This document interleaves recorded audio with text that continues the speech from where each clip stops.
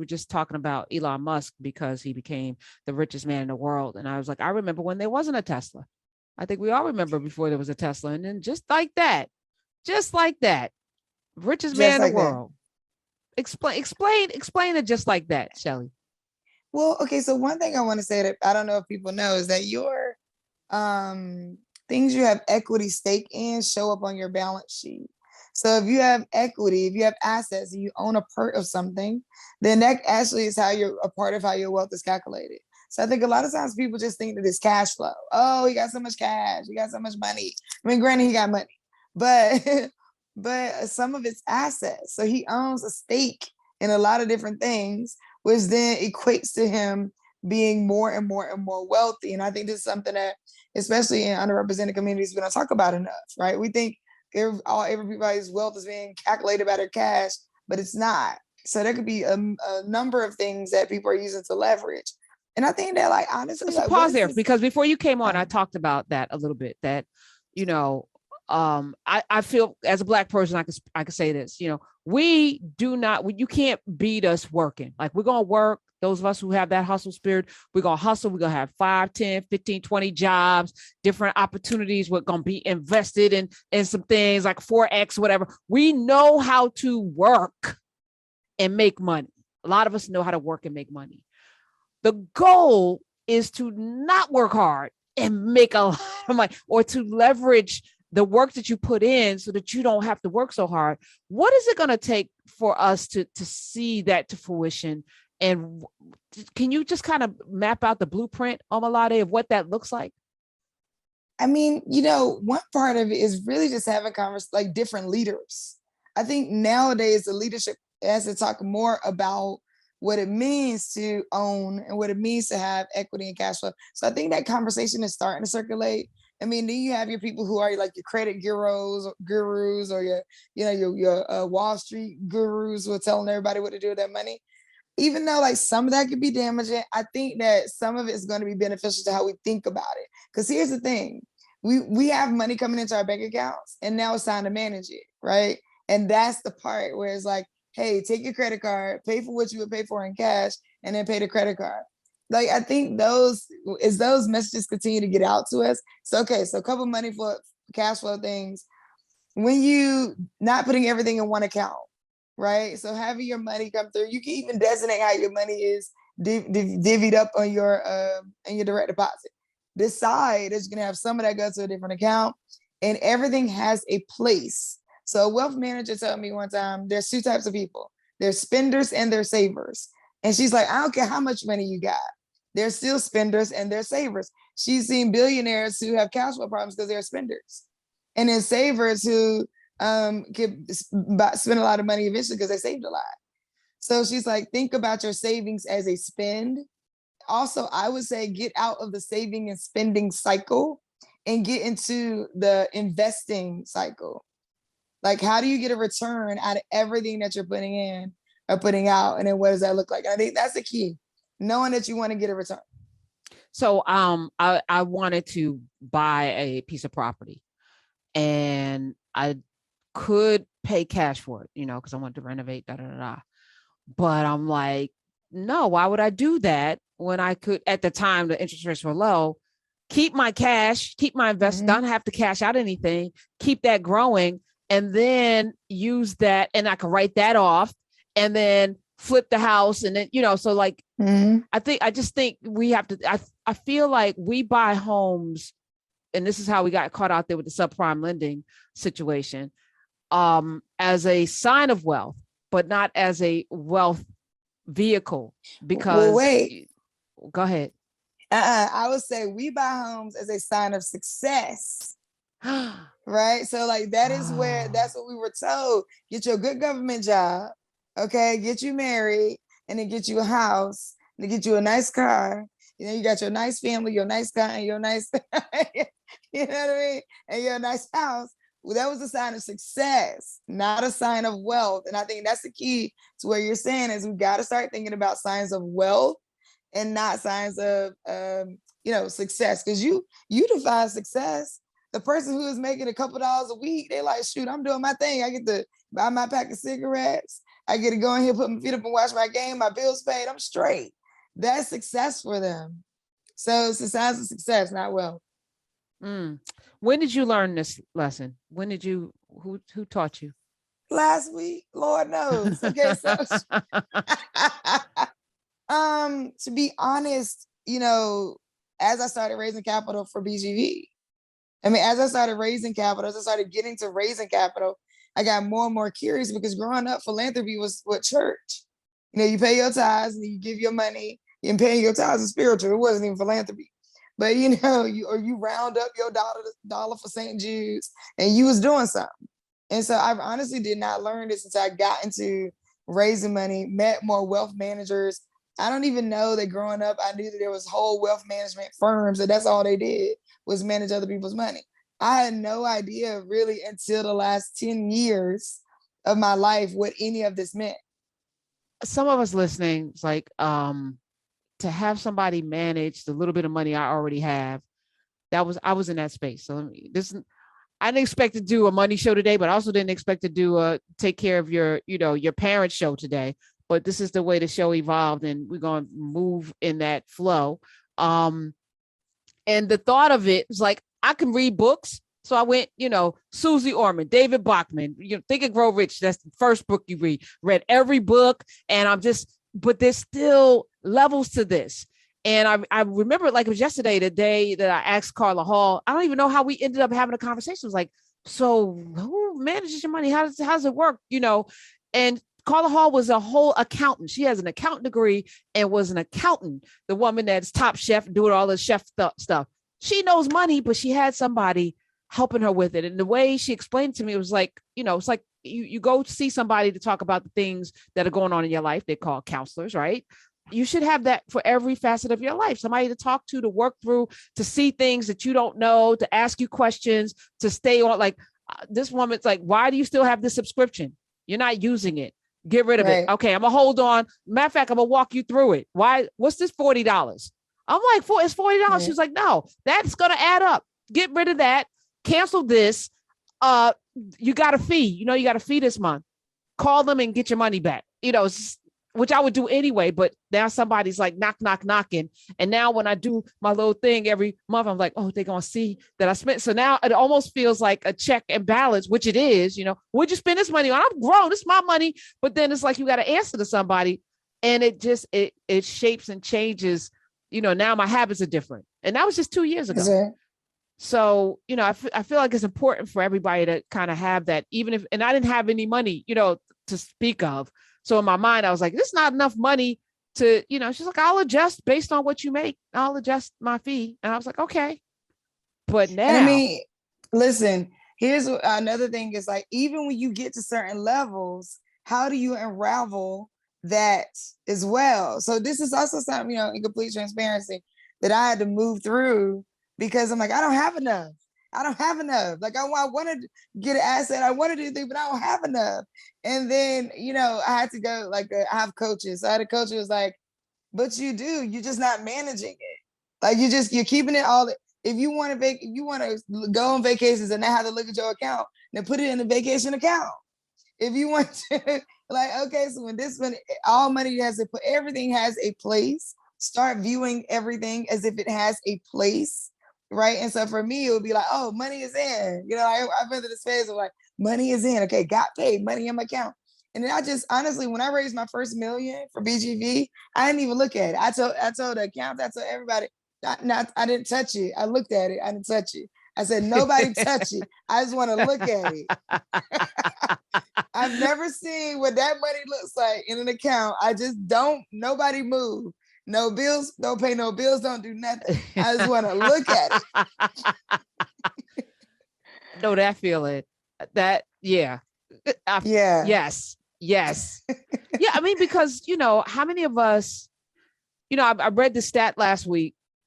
I was reading it and I was like, I don't believe this. Actually, it was a documentary that I watched. And then in this documentary on Black wealth, Don Peebles and a bunch of people were in it. It was like 1 in 50 Black people are millionaires. After white folk, Black people have the most millionaires in any other group in this country. And I was like, you wouldn't know it to hear, and at the same time, as I mentioned today, Black women are the most evicted. It's a tale of two cities in our world. You have people who are affluent, making money, that aren't rappers and singers and dancers and things, and actors, but just regular folk who just are making money. And then you have people who are incredibly poor in this country as well. So I feel like, and then those people who are making bank are taking care of everybody in their family.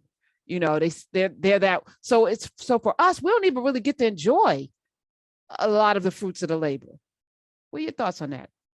I mean, I think that what I would love is that if we could just be our own people and we stop being compared to white people. So I think if there was a day where you're like, oh shoot, the most successful Black person against the most successful Black person is not, like, right now when we talk about Elon Musk, we talking about him against Peter Thiel.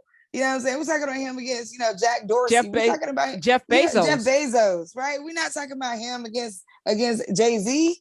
Like we ain't even talk. They ain't even in the same realm, right? Even though we'll come out and say, oh, Ye is a billionaire. We're not talking about Elon Musk against Kanye West right now. So I just really would love that if we was just talking about one day that, because here's the thing, it's not realistic that we're going to hold back some other people's wealth so that other people's wealth can catch up. So we will never be talking about us in the quote unquote right positions or right realm, in my opinion. Right, so because they have a 400-year head start that they built off of the right. Then, on that though, Elon Musk, I don't like him, so I'll say that. I'm gonna say that out loud. I feel like wealth in the hands of some people is not good for the rest of us, because now he has an inordinate amount of power. So, for example, Jeff Bezos, one of the first things he bought was the Washington Post, and I'm like, okay. Are they ever going to write a bad piece about Amazon? Are they ever going to write a bad piece about you? You own the paper. That's a phone call. Like, I'm going to shut it down. I can fire you. The power that money evokes. This is a guy that, got spaceships and electric cars. He's South African. I'm going to say it. Some of y'all may be thinking it. He's a South African raised during the apartheid, when it was law and okay to oppress Black people. He was part of that system. He was raised in that system. Do I think that he thinks kindly? Aren't they just got sued by a bunch of Black folk, Tesla, for racism? And I just feel like him, with having all this money, now owning a great chunk or being on the board of Twitter, is just not good for humanity. I mean, this, it's one of those things where it's like, oh my gosh, person who, all that you named, during apartheid, that kind of thing.